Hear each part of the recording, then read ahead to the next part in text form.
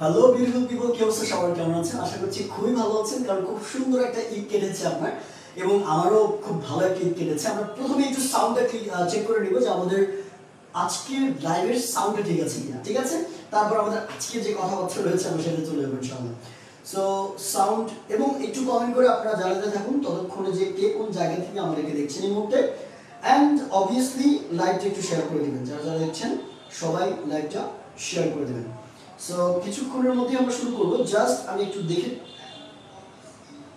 Sound ঠিক নাই, sound problem.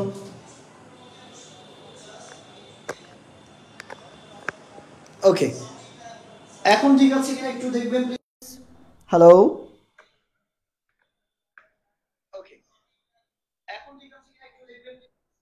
Hello, হ্যাঁ, পারফেক্ট পারফেক্ট পারফেক্ট পারফেক্ট। এখন ঠিক আছে, রাইট?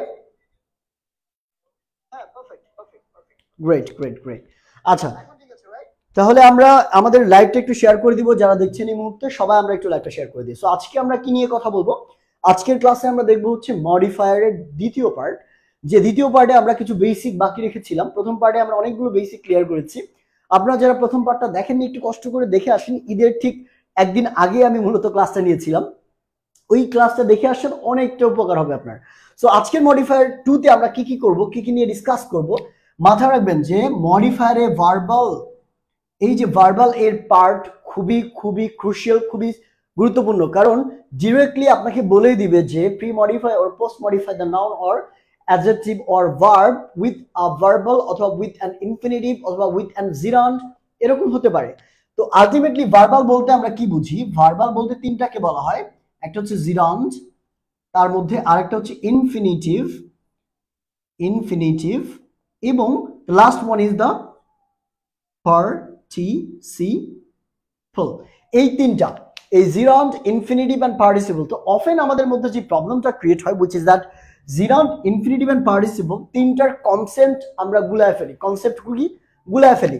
কোনটার কোনটার মধ্যে? এই জিরান্ড এবং প্রেজেন্ট পার্টিসিপল, এই দুইটার মধ্যে একটা কমন দ্বন্দ্ব লাগে, কারণ এই দুইটা দেখতে মোটামুটি একই রকম। প্রেজেন্ট পার্টিসিপল এবং জিরান্ড দেখতে মোটামুটি একই রকম, এই কারণে দ্বন্দ্বটা লাগে। আমরা সবগুলো কনফিউশন আজকে খুব সহজে, এর থেকে সহজ আমার মনে হয় না আপনি আগে পড়েছেন কিনা, এইভাবে একদম ব্রেকডাউন করে করে বোঝার চেষ্টা করব। সো আমি একটু কমেন্টগুলো আপনাদের নিয়ে নিব, কে কোন জায়গা থেকে দেখছেন একটু দ্রুত আমাকে জানান। অ্যান্ড অবশ্যই অবশ্যই কমেন্ট করে বন্ধুদেরকে একটু মেনশন করে দিবেন। আমি জানি যে অনেকে এখনো ছুটি কাটাচ্ছে, সো ছুটি আশা করছি যাদের শেষ হয়েছে তারা যুক্ত হতে পেরেছেন। যারা শেষ করেননি এখনো ছুটি, পরবর্তীতে ক্লাসগুলো দেখে নেবে, কোনো সমস্যা নাই, ঠিক আছে? অনেকে সালাম দিয়েছেন, নাইম খান আছেন আমাদের সাথে, শাহ আফরোজা আছেন আমাদের সাথে, অনেকে যুক্ত আছেন, সবাইকে আসসালামু আলাইকুম। এবং কথা না বাড়িয়ে আমরা শুরু করছি। সিলেট থেকে দেখছেন। সো প্রথমে জিরান্ডের কনসেপ্টটা একটু চিন্তা করে দেখেন। জিরান্ড, ইনফিনিটিভ এন্ড পার্টিসিপল তিনটাই কিন্তু মডিফায়ার হিসেবে কাজ করে এবং ব্যবহার করা হয়। এখন জিরান্ড বলতে মানে কি, কনসেপ্টটা কি, কাকে বলে, আমরা এই জিনিসটা একটু বোঝার চেষ্টা করি। সো একটু আমি যদি এটাকে মুছে দেই, Ma'am, could you please bring me a tissue? Okay, so জিরান্ডের কনসেপ্ট একটু চিন্তা করে দেখি। একটা টিস্যু দিয়ে যাও, ডাস্টটা খুঁজে পাচ্ছি না, ঠিক আছে? নো, ওকে। তো জিরান্ডের ক্ষেত্রে একটু জিনিস খেয়াল করে দেখেন, মাথায় রাখবেন জিরান্ড ব্যাপারটা এর মূলত দুই রকম বৈশিষ্ট্য হয়, একটা বাহ্যিক বৈশিষ্ট্য আর একটা হচ্ছে ইন্টারনাল বা ভিতরের বৈশিষ্ট্য, যেটাকে আমরা অভ্যন্তরীণ বৈশিষ্ট্য বলি। সো বাহ্যিক বৈশিষ্ট্য কিরকম বেসিকলি? আচ্ছা দাও, চাউল দিয়ে দাও, আজকে আমরা চাউল দিয়ে মুছবো। ওকে, সো বেসিক্যালি যেটা হয়েছে, বাহ্যিক বৈশিষ্ট্য কাকে বলে? যেটা জিরানটা দেখতে কার মতো, কিরকম, এর বাহ্যিক অবস্থাটা কিরকম, আপনি দেখেই কিভাবে চিনবেন এটা জিরান। সো দেখে যদি আপনি জিরান চিনতে চান, তাহলে প্রাথমিক যে জিনিসটা আপনি খুঁজবেন উইচ ইজ দ্যাট একটা ভার্বের সাথে আইএনজি যুক্ত থাকবে। কি থাকবে? একটা ভার্বের সাথে আইএনজি যুক্ত থাকবে। এখন প্রশ্ন হলো যে ভার্বের সাথে আইএনজি যুক্ত থাকলে কি সেটাকে আমি জিরান বলবো? উত্তর হচ্ছে না। তার কারণ অনেক ধরনের তোমার আছে, শব্দ আছে যেগুলোতে ভার্বের সাথে আইএনজি যুক্ত হতে পারে, কিন্তু সেগুলো জিরান্ট নয়। এখন কথা হলো, তাহলে প্রথমেই আমাদের আইডেন্টিফাই করতে হবে যে ভার্বের সাথে একটা আইএনজি যুক্ত শব্দ, যেইটা এবার দ্বিতীয় বৈশিষ্ট্যে আমরা চলে যাব, যেটা কি হিসেবে কাজ করে? একটা নাউন হিসেবে কাজ করে স্যাররা, একটা নাউন হিসেবে কাজ করে। কাজ করে। একটু খেয়াল করে দেখেন, আমরা এই দুইটা বৈশিষ্ট্য পেয়ে গেলাম। তাহলে মেইন বৈশিষ্ট্য প্রথমেই প্রাথমিকভাবে আপনি দেখে চিনবেন যে V1 প্লাস আইএনজি আছে কিনা, ভার্বের সাথে একটা আইএনজি আছে কিনা। একটা বাক্যের মধ্যে বাকি সবগুলো শব্দ বাদ দেবেন যদি একটা V1 প্লাস আইএনজি পেয়ে যান। তার মানে ওই বাক্যের মধ্যে আপনাকে খুঁজতে হবে V1 প্লাস আইএনজি আছে কিনা। যদি থাকে, এবার টার্গেট হচ্ছে দ্বিতীয় বৈশিষ্ট্য তার সাথে মিলে যায় কিনা, হুইচ ইজ দ্যাট নাউন হিসেবে কাজ করছে কিনা। এইটা কিন্তু বাড্ডা সাঁতারপুল থেকে দেখছি। আচ্ছা, রেজাল করিম ভাই, মোহাম্মদ, আচ্ছা রেজাল করিম, সম্ভবত রেজাল করিম ভাই সম্ভবত আমাকে ফোন করেছিলেন আপনি, আমার মনে আছে আপনার সাথে সম্ভবত দেখাও হয়েছিল, আই ফরগট। ওকে, খেয়াল করে দেখেন, আপনার নামটা আমি ভুলে গিয়েছি। তো এই দুইটার মধ্যে আমরা একটু একটু ব্যাখ্যা করার চেষ্টা করবো, একটু প্রুফ করার চেষ্টা করবো যে একটা V1 প্লাস আইএনজি যুক্ত শব্দ কিভাবে নাউন হিসেবে কাজ করে, তাই না? একটা খুব বিখ্যাত একটা বাক্য আছে যেটা মূলত সবাই আমরা এটার সাথে পরিচিত। বিখ্যাত বাক্যটা কি? যেমন আমরা বলি না যে walking is a great exercise, ঠিক আছে? Walking is a great exercise, কিংবা swimming is my favourite activity, ঠিক আছে? Swimming is my favourite activity. এই দুইটা বাক্যের মধ্যে দেখেন তো, আপনাকে প্রাথমিকভাবে সিলেক্ট করতে হবে। এখন ক্যান্ডিডেট আছে না, তাই না? নির্বাচিত করার জন্য তো আগে ক্যান্ডিডেটকে বাছাই করতে হবে। এই পুরো বাক্যের মধ্যে জিরান্ড হতে গেলে প্রথম শর্ত কি? V1 প্লাস আইএনজি হতে হবে। তাহলে এখানে কোন শব্দটা আছে? এখানে V1 প্লাস আইএনজি আছে।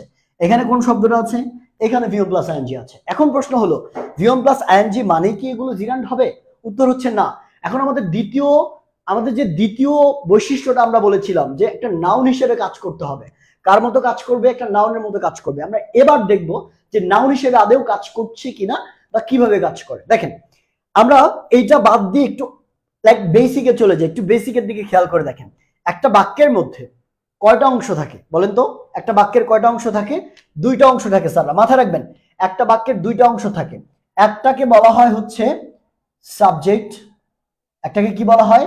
সাবজেক্ট, এবং দুই নাম্বারটাকে বলা হয় প্রিডিকেট। কি বলা হয়? প্রিডিকেট। তাহলে আমরা যেমন আমাদের ব্যক্তির কথা চিন্তা করেন তো, একটা মানুষকে যদি আপনি বলেন যে এই একটা মানুষের কয়টা অংশ থাকে, মূল অংশ, আমরা বেসিক্যালি একটা মানুষকে তিন ভাগে বিভক্ত করি, ঠিক আছে? একটা হচ্ছে মাথা, একটা হচ্ছে বডি, আর একটা হচ্ছে পা। এরকম তিন ভাগে বিভক্ত করি না? তেমনি একটা বাক্যকেও আমরা এরকম মেইনলি দুই ভাগে বিভক্ত করতে পারি, খণ্ডিত করতে পারি। একটাকে বলা হয় সাবজেক্ট, যেটা মাথা হিসেবে কাজ করে, প্রিডিকেট যেটা বডি বা নিচের অংশ হিসেবে কাজ করে। এখন একটু চিন্তা করে দেখেন সাবজেক্ট কোনটা এবং প্রিডিকেট কোনটা। প্রথমে প্রিডিকেট কথা চিন্তা করেন, মাথায় রাখবেন প্রিডিকেট মানে হচ্ছে যে ভার্ব থেকে শুরু করে পুরো অংশটাকে বলা হয় প্রিডিকেট। কি বলা হয়? ভার্ব থেকে শুরু করে পুরো অংশটাকে কি বলা হয়? প্রিডিকেট বলা হয়। তাহলে এই দুইটা অংশ কি? এই দুইটা অংশ হচ্ছে প্রিডিকেট, এটা মাথায় রাখবেন। ওকে, প্রিডিকেট। তাহলে এখন বাকি থাকে কি এই বাক্যের? বাকি থাকে এই অংশ না স্যাররা? এই অংশ। তার মানে আমরা এটা বলতে পারি যে এই অংশটা হচ্ছে এটা সাবজেক্ট এবং এইটাও হচ্ছে সাবজেক্ট। তার মানে বাক্যটা কমপ্লিট একটা বাক্য, বা দুইটা বাক্যই হচ্ছে কমপ্লিট বাক্য। এখন আমার প্রশ্ন হলো যে কিভাবে আমি প্রমাণ করব এই দুইটা শব্দ নাউন হিসেবে কাজ করে? এখন আমাকে বলেন তো, একটা শব্দের সাবজেক্ট হতে গেলে তাকে কোন পার্টস অফ স্পিচ হতে হয়, কিংবা প্রশ্নটা আরো সহজ করে বলি যে কোন পার্টস অফ স্পিচ গুলোই শুধুমাত্র সাবজেক্ট আকারে বসতে পারে? মাথায় রাখবেন, শুধুমাত্র নাউন অথবা প্রোনাউন, এই দুইটা পার্টস অফ স্পিচ, ঠিক আছে? নাউন অথবা প্রোনাউন, শুধুমাত্র এই দুইটাই পার্টস অফ স্পিচ আছে যারা সব সময় কি হিসেবে বসতে পারে? সাবজেক্ট আকারে বসতে পারে। এইটা হচ্ছে একটা কি চিরন্তন সত্যের মতো একটা কথা।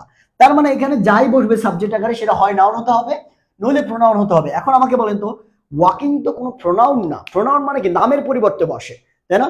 এটা তো প্রোনাউন, আমরা 8 প্রকার প্রোনাউন পড়েছি, তার মধ্যে একটার সাথে এটা মিলে যায় না। তার মানে আমরা বলতেই পারি এটা একটা নাউন হিসেবে কাজ করছে। এটা কি হিসেবে কাজ করছে? একটা নাউন হিসেবে কাজ করছে।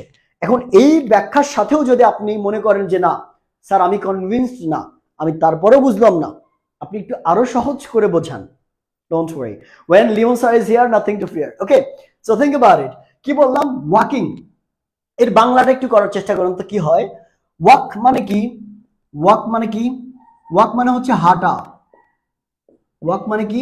হাঁটা, যেটা একটা কাজ, তাই না? যেটা কি একটা কাজ। সুইম মানে কি? সুইম মানে হচ্ছে সাঁতার কাটা, তাই না? সাঁতার কাটা, এই তো হচ্ছে বাংলা। এবার একটু চিন্তা করেন তো, walking is a great exercise. Walking মানে কি? হাঁটা হচ্ছে অনেক জোস একটা ব্যায়াম, অনেক ভালো একটা ব্যায়াম। তাহলে খেয়াল করে দেখেন তো, হাঁটা একটা ভালো ব্যায়াম। তাহলে হাঁটাটা সাবজেক্ট আকারে ব্যবহার করছি। হাঁটা এইটা দুইটা হতে পারে, একটা হাঁটা মানে হচ্ছে কাজ করা হচ্ছে, আর একটা হাঁটা মানে হচ্ছে ওই কাজটার নামকে আমি বলছি হাঁটা। যেমন এখানে সাঁতারের ক্ষেত্রে দেখেন, সাঁতার কাটা একটা কাজ, কিন্তু যদি সাঁতার বলি শুধু, তাহলে এটা কাজের নাম। কি বললাম? সাঁতার কাটা কাজ, কিন্তু সাঁতারটা হচ্ছে কাজের নাম। ঠিক এমনি ভাবেই হাঁটা, এই হাঁটা দ্বারা একটা কাজও বোঝায়, আবার কাজের নামও বোঝায়। তার মানে এই ওয়াকটাকে আমরা কি বলতে পারি? যখন ওয়াক থাকছে তখন হাঁটা, ওয়াকিং যখন বলছি তখন এটা মানেও হচ্ছে হাঁটা অর্থ হয়, কিন্তু তখন এটা নাউন হিসেবে কাজ করে। বুঝতে পারছি আমরা? বুঝতে পারছি। শাহফরোজা, ওয়ালাইকুম আসসালাম। যারা সালাম দিয়েছেন, আমরা একটু লাইভটা শেয়ার করে দিব। যারা যারা দেখছেন এই মুহূর্তে, সবাই একটু লাইভটা শেয়ার করে দিব। আমরা এখন থেকে যেটা করব, প্রত্যেক রাত 10টায় আমার ক্লাস পাবেন আপনারা, প্রত্যেক রাত 10টায়। ওকে, শুধুমাত্র রবিবার হয়তো বাদ যেতে পারে, বাট এটা আমি জানিয়ে দিব।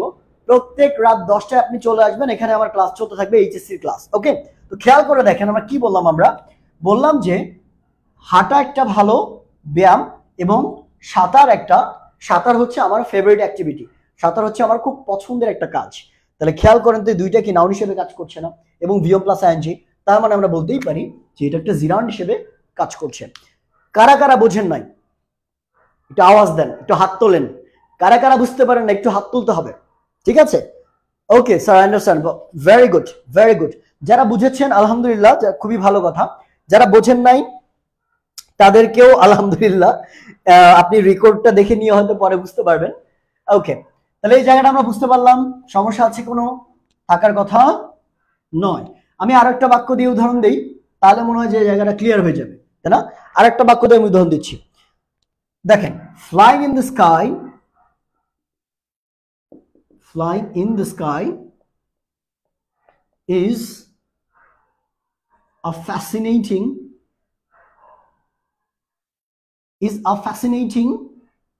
কি বলা যায়? flying in the sky is a fascinating matter. দেখেন, আকাশে ওরা, ঠিক আছে, মাত্র জয়েন করলাম। ওকে ফাইন, খেয়াল করে দেখেন কি বললাম আমরা, flying in the sky is a fascinating matter, অর্থাৎ আকাশে ওরা খুব জোস একটা ব্যাপার, খুবই অসাধারণ একটা বিষয়।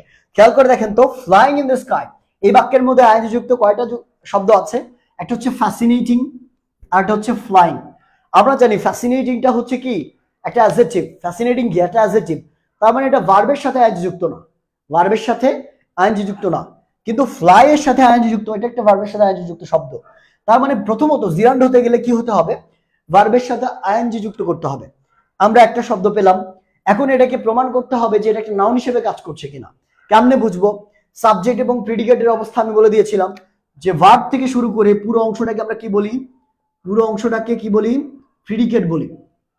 এবং এই সামনের অংশটাকে আমরা কি বলি? একটা সাবজেক্টের অংশ বলি। এখানে একটা ফ্রেজ একটা সাবজেক্ট আকারে কাজ করেছে। এখানে দেখেন, ফ্লাইং ইন দ্য স্কাই, এটা পুরোটা একটা ফ্রেজ, একটা নাউন ফ্রেজ। এই নাউন ফ্রেজটা একটা সাবজেক্ট আকারে কাজ করেছে। এই নাউন ফ্রেজের মধ্যে একটু খেয়াল করেন, দেখেন নাউন ফ্রেজের মধ্যে খেয়াল করেন, ফ্লাইং মানে কি? ফ্লাইং মানে হচ্ছে ওরা, তাই না? ফ্লাইং মানে হচ্ছে ওরা, ঠিক আছে? বেসিক্যালি উড়া হয় এরকম না, উড়া। তো খেয়াল করেন, উড়িয়ে যাওয়া বা উড়িয়ে যাওয়া। তো খেয়াল করেন দেখেন, ফ্লাইং মানে কি? ওরা। এটা একটা কাজের নাম না, এটা একটা অ্যাক্টিভিটির নাম না, এটা কি একটা অ্যাক্টিভিটির নাম, এটা একটা কাজের নাম। তো খেয়াল করে দেখেন এখানে বেসিক্যালি, ওকে আমাকে শুনতে পাচ্ছেন ক্লিয়ারলি? আমি একটু দেখি নেটওয়ার্ক ঠিক আছে কিনা। ওকে, সো দেখেন, বোঝা গিয়েছে? বোঝা গিয়েছে কিনা, বুঝতে পেরেছেন কিনা একটু বলতে হবে। নেটওয়ার্ক সমস্যা করছে মেবি, না? হ্যাঁ, একটু নেটওয়ার্কের প্রবলেম হতে পারে, দ্যাটস ভেরি ফাইন। আচ্ছা, এটা ক্লিয়ার। এবার আমরা চলে যাই পরবর্তী অংশে, which is that infinitive। কি বললাম আমরা? ইনফিনিটিভ। ক্লিয়ার? যারা যুক্ত আছেন একটু সবাই লাইভটা শেয়ার করে দিবেন। যারা যুক্ত আছেন সবাই কি করবেন? আচ্ছা, লাইভটা শেয়ার করে দিবেন। আমি সাউন্ডটা একটু চেক করে দেখলাম যে ঠিক আছে কিনা। খেয়াল করুন, এবার আমরা দেখবো ইনফিনিটিভ। ইনফিনিটিভ খুবই সহজ একটা জিনিস। Infinitive basically there are three types of infinitive. There are three types of infinitive. তিন প্রকার ইনফিনিটিভ আছে। আপনার তিন প্রকার জানার দরকার নাই। যদি আপনি মডিফায়ার শিখতে চান আপনাকে এক প্রকার ইনফিনিটিভ জানলেই চলবে। তিন প্রকার ইনফিনিটিভ আপনার জানার দরকার নাই। তিন প্রকার ইনফিনিটিভ কোথায় জানতে হবে? যদি আপনি অ্যাডমিশন ক্যান্ডিডেট হন, আপনি ভর্তি পরীক্ষা দিচ্ছেন তখন। ক্লিয়ার? তাহলে খেয়াল করে দেখেন, ইনফিনিটিভ মানে হচ্ছে, মাথায় রাখবেন যে টুর সাথে একটা ভার্বের বেস ফর্ম থাকবে। 2 + v1, 2 + v1। ইনফিনিটিভ মানে কি? 2 + v1 মানে একটা 2 থাকবে, তার সাথে ভার্বের একটা বেস ফর্ম থাকবে। যেমন আমরা একটা বাক্য লিখতে পারি যে I eat to live। আমি বাঁচার জন্য খাই। I eat to live বা I work to live। I work to live, আমি বাঁচার জন্য কাজ করি। I work to live। কিংবা এই বাক্যটাকে আমরা ডিফারেন্ট ওয়েতে বলতে পারি। যেমন they came here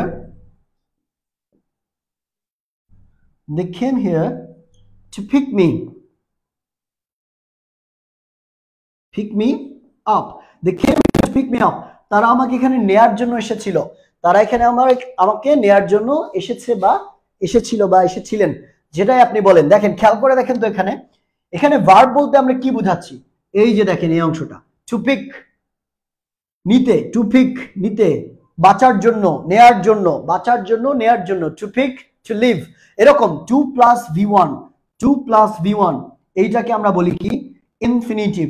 এই টুটাকে বলা হয় ইনফিনিটিভ টু, ইনফিনিটিভ টু। এবং এই যে ভার্বটাকে আছে না, এটাকে বলা হয় infinitive verb. Infinitive verb. Clear? বুঝতে পেরেছি আমরা? বোঝা গিয়েছে? একটু আওয়াজ দিতে হবে। বুঝতে পেরেছেন কিনা বলেন? এটা খুবই ইজি ছিল। ইনফিনিটিভ কি বললাম আমরা? যে they came here to pick, 2 + v1 থাকবে। খুবই ইজি একটা ব্যাপার। 2 + v1 থাকবে। এরকম থাকলে আমরা সেটাকে কি বলবো? ইনফিনিটিভ বলবো। ক্লিয়ার? ওকে, এবার দেখেন পরবর্তী অংশে, which is that participle। Infinitive এখানেই শেষ। পার্টিসিপল তিন প্রকার হয়ে থাকে বেসিক্যালি। তো পার্টিসিপল বেসিক্যালি তিন প্রকার হয়ে থাকে। একটাকে বলা হচ্ছে কি? Present participle.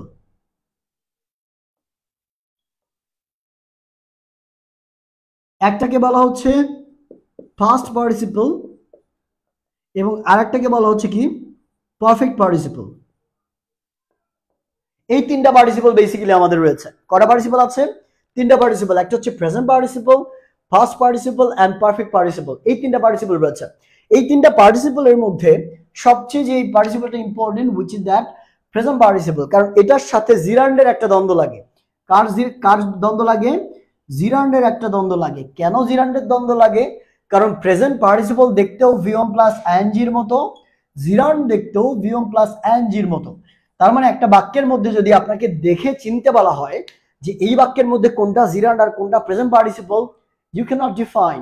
যদি আপনি ওটা কাজটা জানেন, আপনি দেখে বুঝতে পারবেন না কোনটা জিরান্ড আর কোনটা পার্টিসিপল। আপনাকে ওটা কাজটা বুঝতে হবে, ফাংশনটা বুঝতে হবে। ক্লিয়ার? আচ্ছা, আমরা একটু ফাংশনটা বোঝার চেষ্টা করি। দেখেন, খেয়াল করে দেখেন প্রেজেন্ট পার্টিসিপলের ফাংশনটা কিরকম। প্রেজেন্ট পার্টিসিপলের ফাংশনটা কিরকম একটু খেয়াল করে দেখেন। আমরা বলেছিলাম কি প্রেজেন্ট পার্টিসিপল দেখতে কার মতো?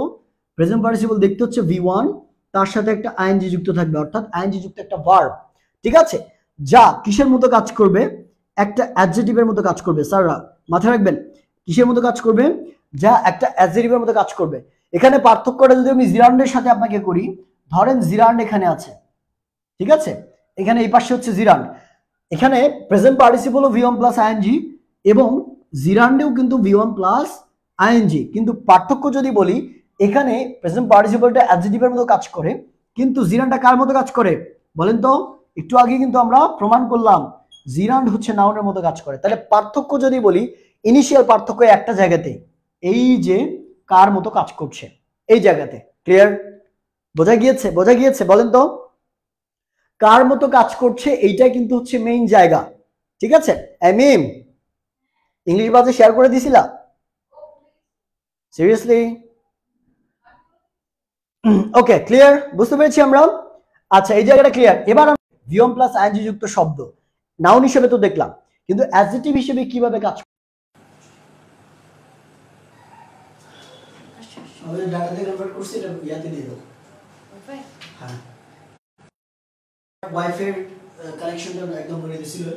সো এখন আই গেস ঠিক হয়েছে। আমার কথা শুনতে পাচ্ছেন ঠিক মতো? সব ঠিকঠাক আছে? ওকে, ক্লিয়ার? ওকে, আচ্ছা, গ্রেট। তাহলে এই জায়গাতে দেখেন তো, I wanted to jump from a running bus. এই বাক্যটা একটু খেয়াল করে দেখেন। I wanted to jump from a running bus. আমি একটা বাস থেকে লাফ, কি আমি একটা চলন্ত বাস থেকে লাফ দিতে যাচ্ছিলাম, বা চলন্ত বাস থেকে লাফ দিতে চেয়েছিলাম। ঠিক আছে, আই ওয়ান্টেড। এখন এখানে দুইটা ভার্ব আছে। কোন কোন ভার্ব? তিনটা ভার্ব আছে বেসিক্যালি। একটা হচ্ছে ওয়ান্টেড, একটা হচ্ছে জাম্প, এবং আরেকটা হচ্ছে রানিং। এর মধ্যে প্রেজেন্ট পার্টিসিপল কিংবা জিরান্ড হতে গেলে কি হতে হবে? আমি প্রথম যে শর্তটা বলেছিলাম, which is that v1 plus ing। কি বলেছিলাম আমি? v1 plus ing কোথায় আছে? এই রানের সাথে আছে, রানিং। এখন কথা হলো যে এইটা জিরান্ড নাকি পার্টিসিপল, এটা বোঝার একমাত্র উপায় হচ্ছে এটা কিসের মধ্যে কাজ করছে, তাই না? এবার আমরা দেখবো এটা কিসের মধ্যে কাজ করছে। দেখেন তো খেয়াল করে, এর পরবর্তী যে শব্দটা রয়েছে এটা কি? এটা একটা নাউন। এর পরবর্তী যে শব্দটা রয়েছে বাস, এই বাস কি? একটা নাউন। তাহলে একটু খেয়াল করে দেখেন, এই সামনের শব্দটা রানিং বাস। কি বাস? Running bus. যদি বাংলা করি, কিরকম বাস? চলন্ত বাস। কিরকম বাস? চলন্ত বাস। তার মানে আমরা বুঝতেই পারলাম যে এই যে রানিং শব্দটা দ্বারা বাসের ধরনকে প্রকাশ পাচ্ছে বা অবস্থাকে প্রকাশ পাচ্ছে, যে বাসটা কি অবস্থায় আছে। বাসটা কি অবস্থায় আছে? চলন্ত অবস্থায়। এই কারণেই আমরা বলছি চলন্ত। আমাকে বলেন তো, নাউন বা প্রোনাউনের যেই পার্টস অফ স্পিচ বা যেই শব্দ নাউন বা প্রোনাউনের সামনে বসে তার দোষ, গুণ, অবস্থা, সংখ্যা, পরিমাণ প্রকাশ করে, তাকে কি বলে? গত ক্লাসে যারা ছিলেন তারা কিন্তু খুব সুন্দর করে বুঝতে পারছেন আশা করছি। তাদেরকে বলা হয় কি? তাদেরকে বলা হয় অ্যাডজেক্টিভ। তার মানে আমরা বুঝতেই পারছি যে এই রানিং দ্বারা আলটিমেটলি একটা বাসের অবস্থা প্রকাশ পাচ্ছে। এই কারণে আমরা এটাকে বলছি অ্যাডজেক্টিভ। আমি আরো কিছু উদাহরণ দিচ্ছি। যেমন আমরা বলি না যে স্লিপিং বেবি। স্লিপিং বেবি মানে কি? ঘুমন্ত শিশু। স্লিপিং বেবি, ঠিক আছে? তারপর আমরা কি বলি? আমরা বলি বার্কিং ডগ। ঠিক আছে, barking dog. Barking dog seldom bites. একটা প্রভার্বস আছে না, বার্কিং ডগ সেলডম বাইটস। ওকে, সো এইটা। তারপর আরো অনেক আছে। যেমন আমরা বলেছি পেন্ডিং রেজাল্ট। ঠিক আছে, অর্থাৎ পরবর্তী অংশে একটা নাউন থাকবে এবং এই যে ভিওম প্লাস আইএনজি যুক্ত শব্দের দ্বারা নাউনকে কি করা হবে? মডিফাই করা হবে, অথবা এই ভিওম প্লাস আইএনজি যুক্ত শব্দ দ্বারা অ্যাডজেক্টিভ বোঝাবে, কারণ নাউনের আগে বসে তার দোষ, গুণ, অবস্থা, সংখ্যা, পরিমাণ প্রকাশ পাচ্ছে। ক্লিয়ার? বুঝতে পেরেছি আমরা? কারো কোনো কনফিউশন আছে এই জায়গাটুকুতে? বলেন তো, বোঝা গিয়েছে? বলেন, বোঝা গিয়েছে? যারা আছেন সবাই একটু রেসপন্ড করলে বেটার হয়। মোটামুটি 80 জনের মতো আমাকে দেখছেন। যারা আছেন সবাই একটু আমাকে রেসপন্ড করবেন। ওকে, ক্লিয়ারলি বুঝতে পারছি আমরা? Okay, sleeping baby, barking dog, pending result, blah blah blah, আরো অনেক কিছু হতে পারে। আপনাদের ইচ্ছা মতো আপনারা লিখে নিতে পারবেন, কোনো সমস্যা নেই। এখন কথা হলো কি, দেখেন পেন্ডিং রেজাল্ট জিরান থেকে এটা কেমন আলাদা? কারণ এটা একটা অ্যাডজেক্টিভ, আর জিরান হলে এটা একটা নাউন হতো। ক্লিয়ার? বোঝা গিয়েছে? ওকে, ফাইন। আচ্ছা, একটু বলে রাখি যে আপনারা যারা এইচএসসি প্রিপারেশন নিচ্ছেন বা নেবেন, এইচএসসি 23 ব্যাচ, 24 ব্যাচ, 23, 24 এবং 25, 23 ব্যাচের জন্য আমরা সেকেন্ড পেপার এর ফুল প্রিপারেশনটা কমপ্লিট করে দিচ্ছি। 24 এবং 25 ব্যাচের জন্য English first paper plus English second paper, এই দুইটা পেপারে আমাদের কাছে একদম কমপ্লিট এ প্লাস লেভেলের একটা প্রিপারেশন আপনারা নিতে পারবেন। এবং এই কোর্সে কিন্তু আমরা অলরেডি ভর্তি চালু আছে, ভর্তি চলছে। ভর্তির জন্য কি করতে হবে?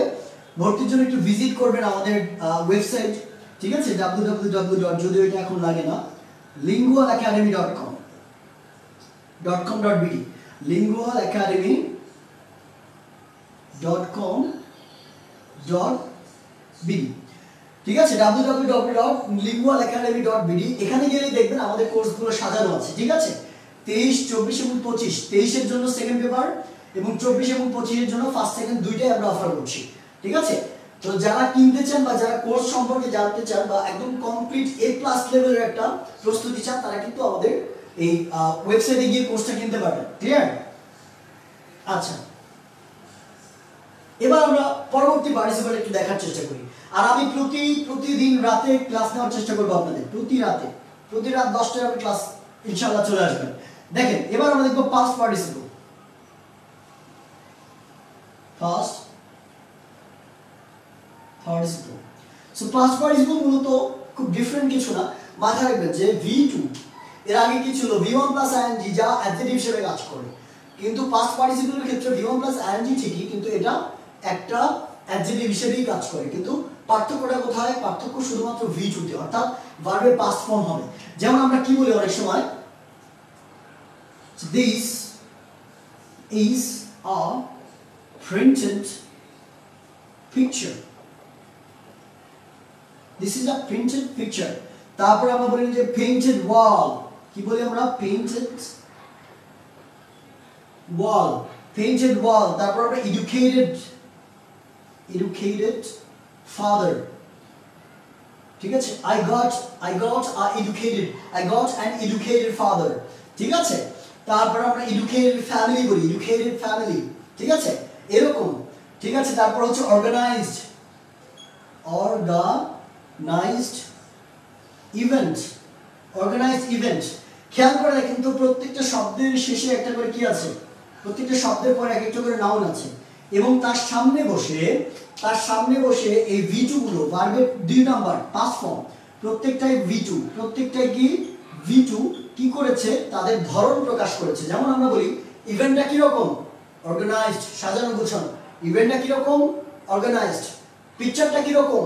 প্রিন্টেড। পিকচারটা কি রকম? প্রিন্টেড। ওয়ালটা কি রকম? পেইন্টেড, রং করা। ওয়ালটা কি রকম? পেইন্টেড। আপনার বাবা কি রকম? এডুকেটেড, শিক্ষিত। আপনার বাবা কি রকম? এডুকেটেড। ক্লিয়ার? বুঝতে পেরেছি আমরা? তার মানে এই V2 যা একটা অ্যাডজেক্টিভ হিসেবে কাজ করছে, এটাকে আমরা বলি পাস্ট পার্টিসিপল। যদিও প্রেজেন্ট পার্টিসিপলটা আপনাদের মডিফায়ার সবচেয়ে বেশি আসবে। ওকে, আচ্ছা, এবার আমরা লাস্ট ওয়ান বুঝি the future, sorry perfect participle. Future দিয়ে সবাই মোটামুটি ভুল করে এটা। সো পারফেক্ট পার্টিসিপল বেসিক্যালি তেমন কিছু না, বোঝার কিছুই নাই। যেমন শুধুমাত্র মাথায় রাখবেন এখানে কি থাকে? Having plus V3। Having plus V3 বাক্যগুলোতে কি থাকবে? হ্যাভিং প্লাস V3, অর্থাৎ কোনো কিছু করে আরেকটা কাজ করা। যেমন আমি বাজার করে খেলতে যাব, আমি খেলে এসে তারপর পড়তে বসবো, আমি খেলে এসে তারপর খেতে বসবো, আমি খাওয়া শেষ করে পড়তে বসবো, আমি খাওয়া শেষ করে ঘুমোতে যাব। তাহলে ঠিক আছে, বা ঘুমোতে গেলাম। খেয়াল করে দেখেন I went to bed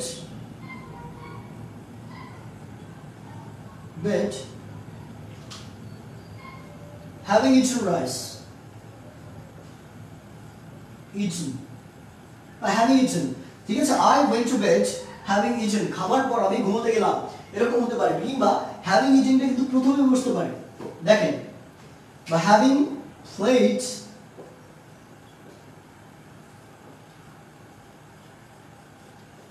I went to study। এই বাক্যটা একটু খেয়াল করে দেখেন তো, হ্যাভিং আছে, তারপর কি আছে? V3 আছে। Having played I went to study, মানে কি? আমি খেলা শেষ করে বা খেলে তারপর কোথায় গেলাম? পড়তে গেলাম। আমি খেলে তারপর কোথায় গেলাম? পড়তে গেলাম। এরকম সিচুয়েশন, অর্থাৎ হ্যাভিং থাকবে এবং পরে একটা V3 থাকবে। এগুলোকে আমরা বলি perfect participle. Clear? Confusion clear হয়েছে কিনা বলেন তো? কনফিউশন ক্লিয়ার হয়েছে? কনফিউশন কি ক্লিয়ার হয়েছে বলেন? তাহলে আমরা কি শিখলাম? ইনফিনিটিভ, জিরান্ট এন্ড পার্টিসিপল, এই তিনটা নিয়ে আমার মনে হয় যে আর কোনো সমস্যা থাকার কথা না। এখন আগামী ক্লাস থেকে আমরা কি করব? আগামীকাল আমরা একদম পুরো চেঞ্জে ঢুকে পড়ব। পুরো কি? চেঞ্জে ঢুকে পড়ব। আমরা বেসিকটা মোটামুটি দিলাম, আরো কিছু বেসিক আছে যেমন ডিটারমিনার, ওটা আমি আগামী ক্লাসে ইনশাআল্লাহ চেঞ্জের আগে আপনাদের দেখা দিব ইনশাআল্লাহ। ওকে, তাহলে আমাদের ক্লাস কবে হবে? এভরি ডে বা এভরি নাইট।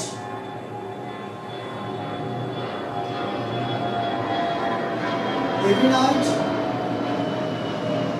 বন্ধু বান্ধব যারা আছে তাদেরকে একটু জানা দিবেন, বন্ধু বান্ধব যারা আছে তাদেরকে জানা দিবেন, যারা এইচএসসি পরীক্ষার্থী বা যারা এইচএসসি কি প্রস্তুতি নিতে চায়। কি করব? Every night 10 PM every night 10 PM আমাদের এখানে ক্লাস হবে, রেগুলার ক্লাস হবে।